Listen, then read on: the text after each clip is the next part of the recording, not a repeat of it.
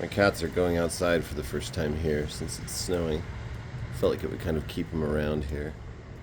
I just feel bad for them. Sometimes Squirrel just asks me outright, please, please, can I go out? Loving it. Squirrel's checking out over there. I'm back in soon though, kitties. It's cold to even stand here. Beautiful snowy December. 2-hour delay for all the chitlins.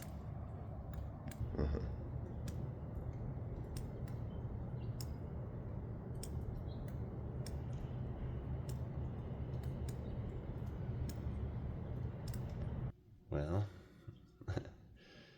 let's look at the last of the New Mexico books, the ones that have been removed from this case. And here they are. Why do you have so many books about the state you live in, Mike? Well, I like knowledge. Also, it does something really weird to know about where you are. As Magritte said of a work's title, it's how you paint with invisible colors. And you have elements that are experienced and not seen. I have an essay where I just keep adding more information to it, like how much can you know about this? Not expanding the scope. It's at 15,000 words now, and I'm like, I want to make it 20,000. Okay, here's a cool one. I think I've met this guy, Richard Meltzer. Madrid Revisited. Madrid, it's pronounced that way, is a great little mining town turned artist colony, like north of Albuquerque. The movie Wild Hogs was filmed there and Disneyfied it. In the 40s, it was known for its extravagant Christmas lights airplanes would reroute to fly overhead. Then the hippies found it, turned it into a cool artist place. If you watch the movie The Man Who Fell to Earth with David Bowie, you can see Madrid in the opening scenes where he's stumbling down slag piles. Life and labor in a New Mexico mining camp in the years of the Great Depression. I remember these houses here when they were there. I think they actually, some of them got torn down or fell down. An interesting place. It's between Albuquerque and Santa Fe, near another town, Cerrillos, where Young Guns 2 was filmed. I love local histories, and I love a slim volume. I'm always saying this. Madrid was known as Christmas City during the 1920s. There's also a really interesting book about Madrid called Anarchy and Community, and it's a sociological study of the unconventional, perhaps enlightened ways of life lived in Madrid in the modern day counterculture. Really cool little town. And they show what a little mountain town can do if you drop the speed limit real low and prioritize walking and tourism over just speeding through. Personally, I kind of like when towns pronounce their namesake differently and it puts a distinct stamp on it. There's Madrid, Spain, but there's Madrid, New Mexico. Like I like Thoreau, New Mexico, pronouncing Thoreau wrong. This is a cool book. UFOs over Galisteo. Moved from the weird books section because it really is a good work of history, just with one chapter about a really strange incident where people reported a giant blimp flying over the little town of Galisteo back in the day. They all just came in. Well, that worked out. You got to experience the outside a little bit. The cold and the snow made you not roam. Was that a fun adventure? Oh, I'm glad kitties got that. I've talked to this guy a couple times before, Robert Torres, state historian. When I found that inscription back in the day, when was that? I want to say 2015. I talked with him about getting it certified. We were all on such a good track, and then we weren't allowed. Classic work, Commerce of the Prairies. Someone's reading this somewhere in like a Western expansion class in college. But no, you gotta love an anthropological, sociological look at a time and place. And a place in motion like the prairies. That's so cool. Josiah Gregg was a sickly intellectual. Huh. So, notes from the underground. Who decided to travel the Santa Fe Trail in order to restore his health. Oh, that's a twist. You know, maybe this would pair well with Notes from the Underground. It's like he left. Always putting books together in weird combos and trilogies in my mind and so on. Why not? Movies too. If it's a trilogy to you, that's great. Like Annie Dillard has a trilogy of books, just called Trilogy. And it's Pilgrim at Tinker Creek, Holy the Firm, and For the Time Being. And they get increasingly close looking at suffering, and an almost nihilistic philosophy emerges over the course of a while. But The trilogy I like to make of her books is An American Childhood. What's this one book? She wrote this book about a family on an island in like the 1800s. I want to say the Maytrees. And then Wholly the Firm, because I'm like, it tells the story of the character, then it tells or a prequel of the land, and then the character comes to the land in Wholly the Firm. That's a cool trilogy. You could put the prequel way first, I guess. The land, a person, the person in the land. Yeah, that's good. Talking nonsense over here. Okay, well, Commerce of the Prairies. I know I've read selections of this in classes, but I don't think I've ever read the whole thing. Maybe I did. Well, glad I have that one. Oh, classic Yonan bookstore, Mark. At least they put it on the bottom. I hate when they put it on the top. And I hate when free boxes stamp the sides and stamp all over. Never for sale. What are you so worried about? People stealing your books and selling them for huge money online? That doesn't happen. You know, you can't control the whole future fate of your book. Don't stamp the edges. No, never let anyone pay for this. Books become used books, you know. They end up in outdoor bookshops in Boston or whatever. Have a life. This title's always sounded just kind of funny to me. For Me, the Sun. Story of an Albuquerque businessman, Roy A. Stam. Cool. This was given to me by his grandson, yeah. His name is Dave Holmes. Oh. Huh.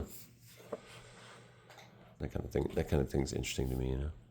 And every life is a lens on a place. New Mexico historic documents. You know, you're a historian, you should have books like this. And I love a 60s or 70s paperback. When's this from? Oh, and it's by an Ellis, the famous Ellis family of the Sandia Mountains of the late 1800s. 75. Beautiful. And I know it has like some primary stuff in here. Probably things about land grants and constitutions. Cool. Good to have stuff like that. This is a great book. I would like to own all the books on New Mexico's mountains. There's a nice full color, fully illustrated photo one. One time I did a book event with some guys that had done a really fancy book about New Mexico mountains, and I gave them one of my books, and then they're all, thanks, and then they didn't reciprocate. That's fine, whatever. But this book was useful to me when I wrote a piece for my podcast. I think it's the only original piece I ever wrote for the podcast, and we've had over 100 episodes. I always just use articles I've written for other things. But I wrote a piece about Sierra Ladrones, the mountain to the southwest of Albuquerque, the forgotten mountain, the mountain of the thieves. And I block quoted from pretty much every book that had even a mention of that mountain in it, and there's not many, and I know this was one of them. Then I went and camped out there one time with my kids. It was pretty cool. It was a mystical place. White Sands, the history of a national monument. Cool. Down by Las Cruces. Interesting cover. They're striking. White Sands is amazing. If you've ever seen a Boyz II Men music video or a scene on an alien planet, even Star Wars, I think, White Sands is the place. It's crazy gypsum dunes. When I lived in Las Cruces, that was a common thing to go there and slide down the hills. I got ruined a couple phones. But it's right on the edge of a missile base. Holloman. I remember an article about some guy who had wandered too far out of it and stepped on a landmine and was blown up. I remember hiking with this crazy treasure hunting friend back in the day. And we went all over, and there are all these hidden spots back in the mountains around there. The edge of the Oregon Mountains, White Sands area. And like these little oases and like old ruined walls, and it was incredible. But there were areas where there were just munitions all over, just like unexploded shells. We were walking around. I was like, Dave, where are you taking us? We're gonna get snipered. White Sands is so beautiful. It's iconic. New Mexico is amazing. If I can ever put together a hike package for Cottonwood Gulch, I'd like to do an all New Mexico expedition that goes to all the different areas. Be a lot of driving because it's a big place. Okay, here's kind of one of those like Arcadia knockoff type series, maybe. Maybe it is Arcadia. The History Press. All right, whatever. Guess there's room for lots of people. Legends and Lore of New Mexico, Witches, Ghosts, and Spirits. Cool. I guess this could have gone in the weird section, but it's more New Mexico centric. feel like that's fun. And if I ever write around a theme, it's good to have things. It just looks so good. And it was edited by my old professor, Marta Weigel. Telling New Mexico a New History. What a thing to live in a place for a long time. Oh, there's a chapter on Blackdom. That's an interesting historical story about a community of freed slaves that later populated the Five Points neighborhood of Albuquerque. Chapter on volcanoes. Cool. This is a beautiful book. You know, I bought this book new, I think, because I was just like, I want this. I bought it at, yeah. I can't co-host a podcast like I have and not get this book if I see it. It looks good. David Roberts is a super interesting figure, a mentor of John Krakauer, and author of a number of really good Southwestern books, and an Everett Ruiz scholar. So, what's up? I see you. But this is an excellent account of the Pueblo Revolt. It really brings it to life. The Pueblo Revolt is fascinating. 1680, all the native people rose up in New Mexico, drove the Spanish out. Pueblo people in the villages. And for 12 years, they had the whole place back. And when the reconquest did happen, it was under different terms that would prevent things like the mass slavery that built the cathedrals and mined the mines. The book's incredible, and it really brought New Mexico to life. There's things about all the pueblos, the towns that are still here to this day in here. Incredible. Great book, great read. Whenever I get a paperback copy, I give it away. Yeah. Here's another like textbook, but it's a very good, accessible, sleek one. Oh, there's that map. I really would like that framed in my house somewhere. Copy of that. Pretty cool. Look at it. It's just a little linear village strewn along a river. The Bisti Badlands, super interesting part of northwest New Mexico, up by Farmington and Chaco Canyon and Shiprock. It's famous for its hoodoos, which are the most windcrafted. Oh, this book's falling apart. Dang it. Still, I want it. It's like a 70s cool, and I'll have to tape this up. Actually, I bet it's 80s. Let's see. 87. Oh, yeah. I should get an eye for these things after a while. But my favorite anecdote about the Bisti Badlands, I went there one time. It was really striking. It's cool. It's a little freakish place. Reminded me of Goblin Valley in Utah. Tent Rocks is its own thing in New Mexico. But, I talked to an old timer about it before I went there back in the day, and I was like, what's that area like over there? And he's all, it's just rough ground. It's like Lieutenant Christmas Ives seeing the Grand Canyon and saying, what a dreadful gash in the earth. We're doubtless the last to ever visit. Okay, now this is interesting to me because Billy the Kid has become so interesting not just as a historical figure, but as someone who's been looked at and adapted so many times. So this is cool. Inventing Billy the Kid, Visions of the Outlaw in America, 1881 to 19. Wow. This is like a canticle for Leibowitz a little bit if you think about it. Like, what does your life become after you? How are you regarded? I need to read this. I need some good sci-fi because I'm writing a sci-fi book. I just read a sci-fi book I did not like. Cemetery World by Clifford D. Simak. Review incoming. And I like Simak sometimes. Squirrel, you're an adventure cat in the snow. You're the only one who went down the stairs a little bit. Bounding through the banks. Really built for it. Look at you, you big fluff. I'd like to read this. I used to have a sci-fi book called The Illegal Death and Rebirth of Billy the Kid, I think, something like that.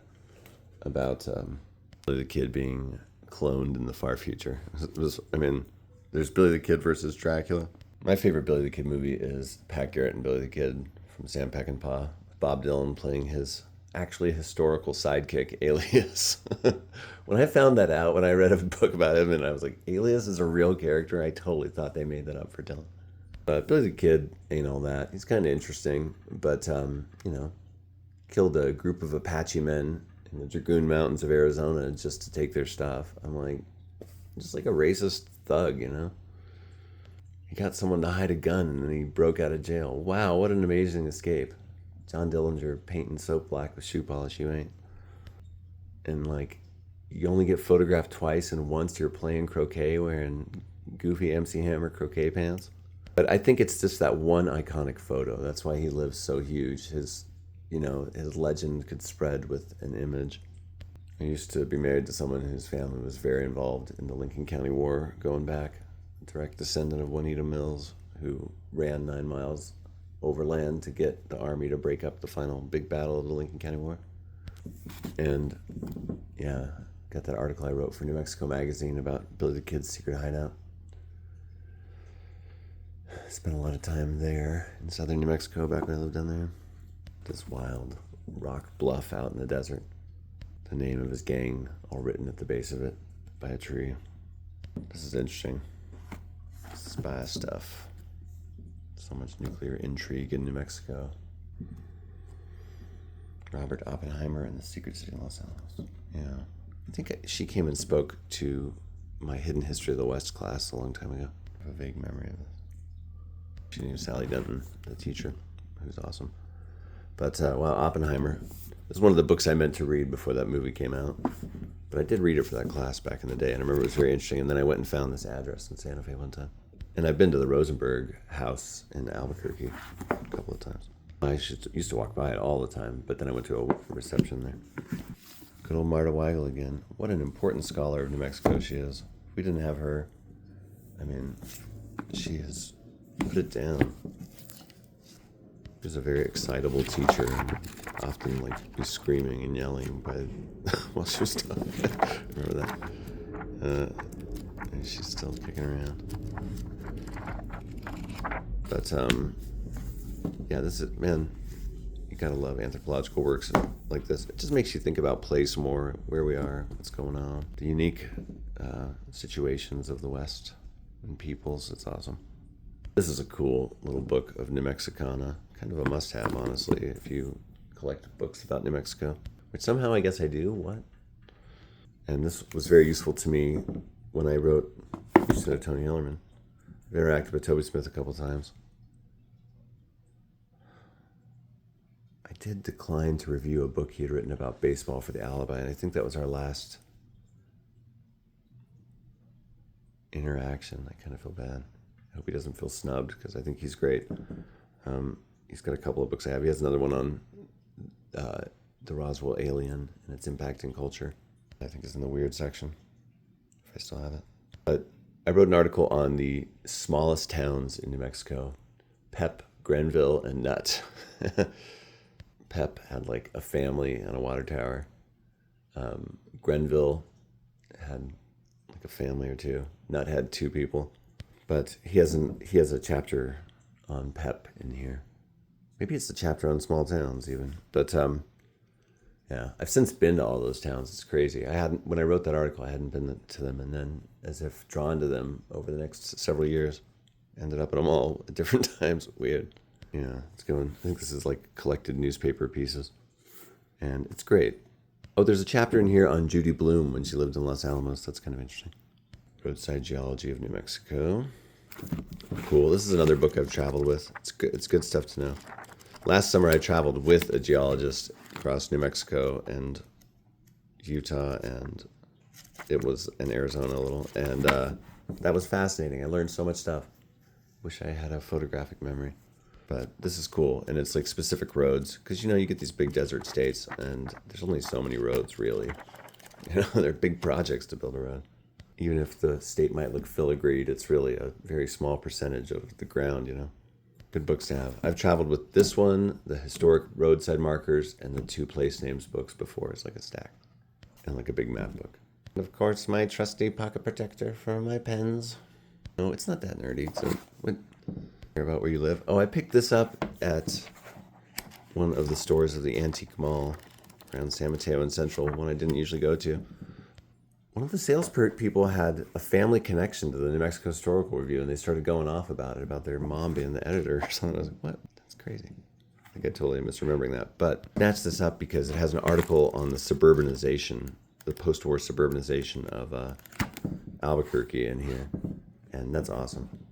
So, kind of like a book bound. And, this is a very appropriate, awesome book to end the collection of New Mexico books on, because this is the history book for Albuquerque. You want a history book for Albuquerque? This is it. And it's a shame to me that UNM Press has let this go out of print. I've yelled at them at their table. They say it would take a lot to update it. And yeah, I have 2 UNM Press editors in my writing group, and what did they say? Can't remember. Oh, I think rights and maybe with Simmons stuff is tricky, but I've seen this original painting at the Albuquerque Museum. That's where it hangs. There's a set of two, and wow, there's Old Town. Number of flags have flown over Old Town. Spain, Mexico, America, the Confederacy for 3 weeks, America again. My flag with a picture of my cats that I put up late at night and yelled at people to salute until I was arrested. No, that's not true. But this book was given to me by my good friend Ty Bannerman because he knew I loved this book and I was always checking it out from the library and using it, and that I considered it the best historical book. Now, is it my favorite book about Albuquerque? That might be City at the End of the World from V.B. Price, but that book is more synthesis and analysis than it is like just a historical presentation. Even in the introduction of this book, Simmons is like, when I said I was writing a book about Albuquerque, everybody was like, why? Why would you write about, what? Why wouldn't you write about the biggest city in the whole state? Well, it doesn't really have the cachet that Santa Fe has. Yeah, but you know what I hear from everybody who lives in Santa Fe? Like, I've met a number of people over the years. There's really not that much to do. I'm sure that's not true, but it's like, I think it can feel small town because it is a small town. There's only so many roads. Unlike my town, which has infinite roads. That'd be weird. Well, I'm so happy to own this. Wraparound cover. Okay, beautiful. Interesting. I've quoted this many times. You know, like, so I have one published book. It's a history book of New Mexico. So that shows you that, this is all going somewhere. It gets synthesized. I write about things. A lot of articles in those New Mexico magazines there too. But even my big memoir that I've been working on, it really draws from my awareness of place and my cultivation of place, my deep dive into place. And, I've a guiding quote for me, because it's good to have those when you do big writing projects. I'm half an afterword away and half a chapter from finishing this book I've been working on for 15 years. At the moment, I'm a little bit sidetracked with finding a job because of getting canned, and this sci-fi novel, it's kind of obsessing me at the moment, but I have not forgotten this, and I'm still thinking about it, and my writing group just workshopped the introduction.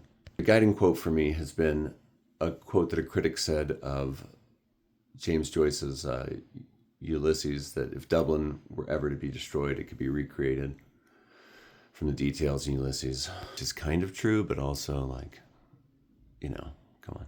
But I want to pull off that same thing with Albuquerque, particularly in book 2 of my book, most of which is written because I was working on it as a single volume for a long time.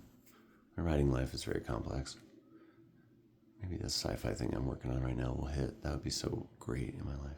Almost a quarter through the writing of it. It's called Earth is Neg. Here's the messy, disappointing book with a great cover I just read. Here's the one I want to read next, so that maybe we'll do what that one didn't. Here's the duck. What day is it, boy? All right, well, thanks for watching these videos, everybody. If you watched all the New Mexico videos, good for you, Now you know probably more about New Mexico than you did, and through a weird avenue. Just some guy's books about his state that he lives in and writes about. I had a real artistic revelation some years ago, probably about a decade ago. There's just one big story. It's all connected. When you start seeing that, it's a good lens for writing about it. Makes everything interesting. As Nietzsche said, when an intelligent person learns a new idea, it should immediately take its place as a link in a chain. Girl, you were Nietzsche in a previous life. Didn't you tell me that once? All right. Well, New Mexico books. What do you think? Should they be illegal? People shouldn't know that much about their state. Maybe too much information is a problem. Maybe we should just all just read the Bible. No other books. I think, just ban them all. Well, Mike, if I got some great news for you about your government, if that's what you want.